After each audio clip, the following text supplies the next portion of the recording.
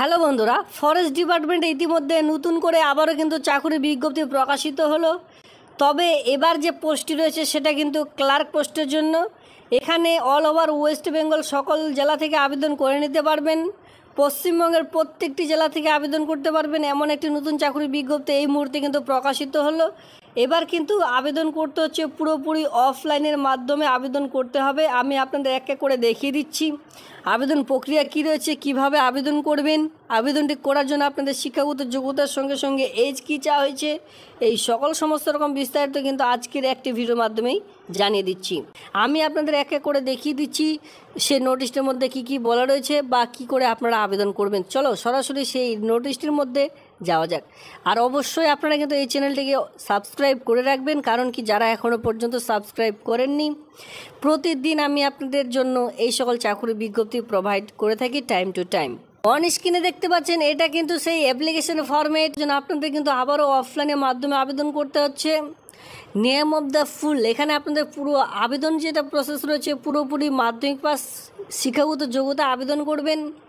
এখানে আপনারা দেখতে পাচ্ছেন নেম ইন ফুল, এখানে আপনাদের ইন ব্লক লেটার সকল সমস্ত রকম বড় হাতেরই ফিল আপ করবেন। এখানে মাধ্যমিক পাস অনুযায়ী আপনার নাম।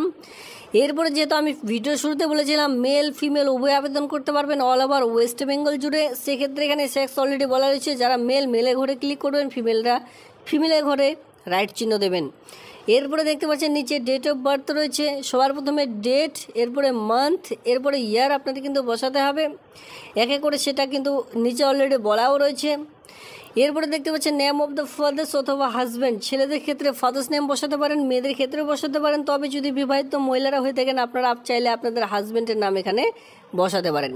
অ্যাড্রেস ফর করসপন্ডেন্ট, যেখানে আপনাদের পুরো অ্যাড্রেস কিন্তু দিতে হবে in block letter with pincode number. এখানে আপনাদের village, post office, police station, district, pincode এই সকল সমস্ত রকম বসাতে হবে এক এক করে। পিনকোড নাম্বারও কিন্তু এখানে দিতে বলা হয়েছে। এরপরে permanent address in block letter with pincode, উপরে যে সকল ফিল আপ করলেন সকল সমস্ত রকম কিন্তু এখানে চাইলে আরেকবার বসিয়ে দিতে পারেন। এরপরে দেখতে পাচ্ছেন হোয়েদার বিলং টু, আপনি কোন ক্যাটাগরিতে বিলং করছেন, জেনারেল নাকি এসসি নাকি এসটি নাকি ওবিসি, সেই ক্যাটাগরিতে আপনারা টিক মার্ক দেবেন। দেওয়ার পর নিচের দিকে চলে আসবেন, এখানে বলা আছে এডুকেশনাল কোয়ালিফিকেশন, আপনার যে যোগ্যতা কোন যোগ্যতা অনুযায়ী এখানে আবেদন করতে চান সেটি এখানে এক এক করে বসাবেন। মাধ্যমিক হলে মাধ্যমিক, উচ্চ মাধ্যমিক হলে উচ্চ মাধ্যমিক। এরপরে মাধ্যমিক দেওয়ার পর নিচে দেখতে পাচ্ছেন যে এক্সাম পাস্ট, এখানে 1 নম্বর দিয়ে এক্সাম পাস্টে এমপি দিতে পারেন। কোন বোর্ডের আন্ডারে পাস করছেন, যদি স্কুল বোর্ডের আন্ডারে করে থাকেন WBB, যেটা এসি শর্ট ফর্ম হয় সেটা বসিয়ে দিলেন। কত সালে পাস করেছেন, 2007, 2008 যেটা হয় সেটা আপনারা বসিয়ে দিলেন। পার্সেন্টেজ অফ স্কোর, আপনি কত পার্সেন্টেজ মার্ক নিয়ে পাস করেছেন, 90 নাকি 80 নাকি 70, 60 যেটা হয় সেটাও দিলেন। এরপরে সাবজেক্ট কী কী রয়েছে সেটা আপনারা চাইলে শর্টকাট এখানে বসিয়ে দিতে পারেন, দিলেন কমপ্লিট। এরপরে যদি এইচএস দিতে চান এইচএসও এখানে 2 নম্বরে দিতে পারেন এক এক করে। বিএ পাস থাকলে বিএ পাস দিলেন, যাদের যতদূর রয়েছে। এক্সপিরিয়েন্স এখানে কিন্তু চাওয়া হয়নি, তবে বলা হচ্ছে ইফ এনি, যদি থাকে সেক্ষেত্রে প্রোভাইড করবে, না থাকলে অসুবিধা নেই। এখানে দেখতে পাচ্ছেন যে indicated the list of the self-attested documents enclosed with application, education certificate, SC certificate, date of birth certificate, যে সকল সার্টিফিকেট এখানে দিতে বলা হচ্ছে এই কয়েকটি ডকুমেন্টসের নাম এখানে দিবেন। মাধ্যমিকের অ্যাডমিট, এসসি সার্টিফিকেট, এই কয়েকটি documents, date of birth proof হিসাবে এমপি দিলেন, মাধ্যমিকের অ্যাডমিট কার্ড, এইভাবে আপনারা জাস্ট এখানে লিখে দিলেন। সিগনেচার অফ দ্য ক্যান্ডিডেট, উপরে আপনারা সিগনেচার করলেন, নিচে আপনারা অ্যাড্রেসটি আপনারা দিয়ে দিলেন যেখানে পিনকোড নাম্বার সহ আপনাদের দিতে বলা হয়েছে। নিচে দেখতে পাচ্ছেন ডিক্লারেশন, এখানে আরেকটি আপনাদের সিগনেচার করে দিতে হবে ডেট প্লেস দিয়ে। আপনারা কিন্তু এই যে ডকুমেন্টস, এই যে 2 পেজের একটি অফলাইনে ফর্মেট দেখতে পাচ্ছেন, এই 2 পেজের অফলাইনে ফর্মেটটি ঠিকঠাকভাবে ফিল আপ করার পর এর সঙ্গে যাবতীয় ডকুমেন্টস, মাধ্যমিকের অ্যাডমিট কার্ড, মার্কশিট, কোয়ালিফিকেশান দেওয়ার পর এক কথা যতদূর কোয়ালিফিকেশান রয়েছে সেটা দিলেন, কাস্ট সার্টিফিকেট দিলেন, আধার কার্ড, ভোটার কার্ড, এই কয়েকটি ডকুমেন্টস দিয়ে, যদি এক্সপিরিয়েন্স থাকে এক্সপিরিয়েন্সের সার্টিফিকেট দিয়ে সেলফ অ্যাটেস্টেড করে একটি খামের মধ্যে ভরে তারপরে নির্দিষ্ট সময়ের মধ্যে নির্দিষ্ট ঠিকানায় ফর্মটি জমা করলে আবেদনটি কমপ্লিট হয়ে যাবে।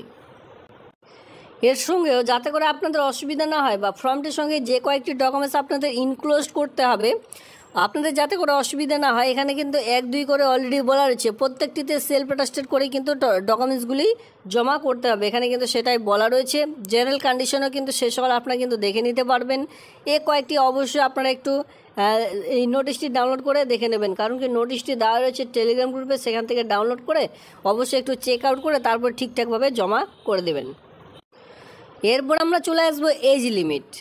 এজ লিমিট এখানে যেটা চাওয়া হয়েছে সেটা কিন্তু আপনারা দেখতে পাচ্ছেন আপ টু 27 ইয়ার্স, মানে বুঝতে পারছেন 27 ইয়ার্স কাদের জন্য? যারা জেনারেল রয়েছেন। জেনারেলরা বিশেষ করে আপনাদের বয়স 18 থেকে 27-এর মধ্যে যদি হয়ে থাকে তাহলে আবেদন করা যাবে। আর এর ঊর্ধ্বে তো আপনারা এখানে বয়সে ছাড় পাবেন না, সেক্ষেত্রে আবেদন করতে পারবেন না। এখানে একটু এসসি এসটিদের জন্য বিশেষ ছাড় রয়েছে, যেটা আপনারা দেখতে পারবেন। Relaxable of government of servant up to 40 years. এখানে কী বলা আছে? Relaxable for government servant. যারা গভর্নমেন্ট সার্ভেন্ট অলরেডি রয়েছেন 14 years, in the case of the candidate belong to schedule caste or schedule tribe accordance with the instruction or order issued by the central government order অনুযায়ী এখানে কি বলা আছে? যারা government relevant servant রয়েছেন, বিশেষ করে এসসি এসটি রয়েছেন, তাদের জন্য। এখানে কিন্তু সকল এসসি এসটিদের জন্য নয়, শুধুমাত্র যারা গভর্নমেন্টে চাকরি করছেন, ঠিক আছে, সার্ভেন্ট অলরেডি রয়েছেন, আপনারা কিন্তু 40 ইয়ার্স পর্যন্ত আবেদন করতে পারবেন। 18 থেকে 27 ইয়ার্সের মধ্যে বয়স হয়ে থাকলে আবেদনটি করতে পারবেন। চলে আসবো পে লেভেল অনুযায়ী আপনাদের বেতন কি রয়েছে। তার আগে বলে রাখি, এটি কিন্তু আমি জাস্ট আপনাদের একটি নোটিশ দেখিয়ে দিচ্ছি। এরকম কিন্তু আরও 2 থেকে 3টে নোটিশ প্রকাশিত হয়েছে, ঠিক আছে। আপনারা কিন্তু অফিসিয়ালি সাইটে ভিজিট করে সেই সকল ডাউনলোড অবশ্যই করে নেবেন। কিছু লাস্ট ডেট রয়েছে, কিছু লাস্ট ডেট কিন্তু আজকালের মধ্যে শেষ হয়ে যাবে। সেক্ষেত্রে খুব ভালো হয় আমি যদি আপনাদের সেই যে অফিসিয়ালি সাইটের লিঙ্ক সেটা আমি প্রোভাইড করে দেব টেলিগ্রাম গ্রুপে। যারা যুক্ত হয়েছেন তাদের তো অসংখ্য ধন্যবাদ, তারা সেখান থেকে ডাউনলোড করে নেবেন। যারা যুক্ত হন অবশ্যই যুক্ত হয়ে যান, ঠিক আছে। তো সেই টেলিগ্রাম গ্রুপে যখন অফিসিয়ালি সাইটে ক্লিক করবেন, এই নোটিশটি কিন্তু আমি আলাদাভাবে সেখানে দেবো। নোটিশ বলে একটি সেকশন পেয়ে যাবেন, সেখান থেকে ডাউনলোড করে নিতে পারবেন। তাছাড়া আমি রাখবো অফিসিয়ালি সাইট দিয়ে এর যে ডাউনলোড করার লিঙ্ক সে সকল দিয়ে রাখবো, কারণ কি সেখানে বিভিন্ন রকম পোস্ট নিয়োগের বিজ্ঞপ্তি প্রকাশিত হয়েছে। আপনারা চাইলে সেই সকল নোটিশগুলো এক করে ডাউনলোড করে সেখান থেকে কিন্তু আপনারা দেখে নিতে পারেন, বা আপনারা চাইলে এই নোটিশটিও আবেদন করতে পারেন। এরপরে যে নোটিশটি প্রকাশিত হয়েছে সেটাও কিন্তু আবেদন করতে পারবেন, কোনো রকম অসুবিধা নেই, ঠিক আছে। কারণ কি এই দুটো নোটিশ দুরকম। তো এইভাবে করে নোটিশগুলো আপনারা ডাউনলোড করে একটু দেখে নেবেন। যেহেতু সেন্ট্রাল গভর্নমেন্টের এটি একটি চাকরি, সেক্ষেত্রে এটা কিন্তু রাজ্য সরকারের কোনো রকম বন দপ্তর নয়, ঠিক আছে। সেন্ট্রাল গভর্নমেন্টের একটি চাকরি, যেখানে পে লেভেল 2 অনুযায়ী আপনারা বেতন পেয়ে যাবেন। বেতন আপনাদের যেটা স্টার্টিং হবে, মানে প্রথমে আপনারা জয়েন করা মাত্র যে বেতনটি পাবেন 19,900 টাকা থেকে বেতন স্টার্ট হয়ে যাবে। 63,200 টাকার মধ্যে যে বেতন সেটা কিন্তু এখানে পেয়ে যাচ্ছেন। ইন লেভেল 7 সিপিসি অনুযায়ী আপনারা যে বেতন সেটা কিন্তু পেয়ে যাচ্ছেন। সেক্ষেত্রে গ্রুপ সি আন্ডারে অফিসার র্যাঙ্কে কিন্তু এই কাজটি পাবেন। অফিসার র্যাঙ্ক যেখানে দেখতে পাচ্ছেন group C, officer of the central গভর্নমেন্টের যে অফিসার র্যাঙ্কে এই কাজটি কিন্তু পাচ্ছেন। তো পোস্টটির নাম কি রয়েছে এখানে দেখতে পাচ্ছেন, লোয়ার ডিভিশন ক্লার্ক, ঠিক আছে। এলডিসি পোস্ট রয়েছে। এবার এলডিসি পোস্টের জন্য যোগ্যতা কি প্রয়োজন চলো দেখে আসি। এখানে রয়েছে এসেন্সিয়াল কোয়ালিফিকেশন অ্যান্ড এক্সপিরিয়েন্স। আমরা চলে এসেছি 12 class pass or etc equivalent, মানে উচ্চ মাধ্যমিক পাস শিক্ষাগত যোগ্যতা বা তার সমতুল্য শিক্ষাগত যোগ্যতা আপনাদের লাগবে from a recognised university or board, যে কোনো বোর্ড অথবা স্বীকৃত সংস্থা থেকে। Should pass type writing in the English with minimum speed of 30 word per minute, 1 মিনিটে, ঠিক আছে। 1 মিনিটে আপনাদের 35টি ওয়ার্ড তোলা কিন্তু ক্ষমতা থাকতে বলা হয়েছে। Should pass type writing in ইংলিশে আপনাদের 35টি ওয়ার্ড তোলা কিন্তু ক্ষমতা থাকতে বলা হয়েছে পার মিনিটে, 1 মিনিটে। তাহলে আপনারা আবেদনের যোগ্য। সঙ্গে বলা আছে যদি হিন্দি টাইপ করতে জানেন সেক্ষেত্রে 30টি ওয়ার্ড যদি টাইপ করতে পারেন তাহলেও হবে। যারা হিন্দি জানেন না তারা ইংলিশে টাইপ করবেন 35 ওয়ার্ড। এই হচ্ছে আজকের এই ভিডিও, কমপ্লিটলি ইনফরমেশন আজকের একটি ভিডিওর মাধ্যমে কিন্তু আমি দেওয়ার চেষ্টা করলাম। এরপরে যদি কোনো রকম ছাড়া পড়ে থাকে অবশ্যই চ্যানেলটিকে আপনারা সাবস্ক্রাইব করে রাখুন, নিচে কমেন্ট সেকশনে কমেন্ট করুন, আমি কিন্তু যথাযথ উত্তর দেওয়ার চেষ্টা করব।